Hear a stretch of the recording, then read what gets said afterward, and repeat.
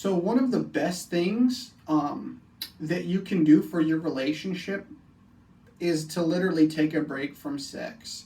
Now, before you hear this out, if you're a man, this might destroy your relationship. That's exactly what's happened to me with my daughter's mother. I take care of my son full time. My son will be 8 in like 5 days. So I've raised him from age 1 to age 8. Doing the whole single dad thing. But what'll happen if you take a break from sex is your head can become clear. You can become physically strong again. Men will typically lose weight, begin working out, start finding mental stability once they withdraw from sex and indulging with women. Now, I don't know what it's like for women. Essentially, what happens is they tend to think you're cheating on them because men have to have sex. They have to be getting sex from somewhere, so if he's not getting it from me, then he's getting it somewhere else, so he's cheating, so I'm breaking up with him. That's what I speculate as to what happened to myself. But the best thing to do is literally to take a break from sex so you can regain yourself. See, there's 3 things in a relationship. There's one person, there's person A, person B, and then the third thing, which you can feel if you're in the room with a couple, is the relationship. That's the third leg of that wheel. But that's what they're building when they're together the whole time. They're building this third thing. What you're going to do when you take a break from sex is you're going to be able to focus on yourself more and rebuild yourself back up.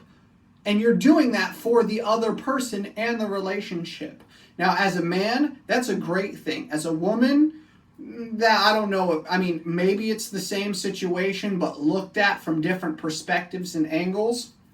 I sure hope that it can be used as a positive and seen as a positive to take time away, reflect, not be giving out energy as a man into someone else and into another thing like a relationship. But when you buckle down, you take abstinence from sex. I mean, the Bible talks about this stuff. So if there's anybody who would disagree with it, then I'm sure they're not necessarily reading Bibles or taking any sort of advice from better places.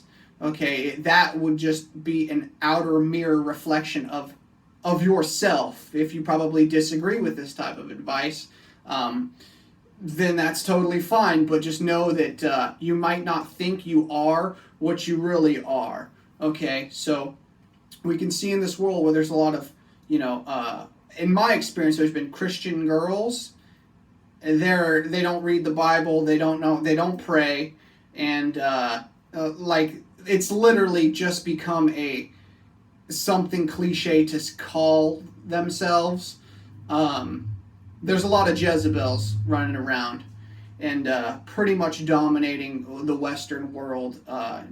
Jezebel is a real, legitimate, provocatively dressed demonic spirit that is currently highly active and has authority in the courtrooms and in these places right now, which is very bizarre. But abstaining from sex, taking control of your eyes, you will be able to reassert who you are, at least in your masculinity, take control, and become a better person for that relationship and other person. Okay? Hope that helps.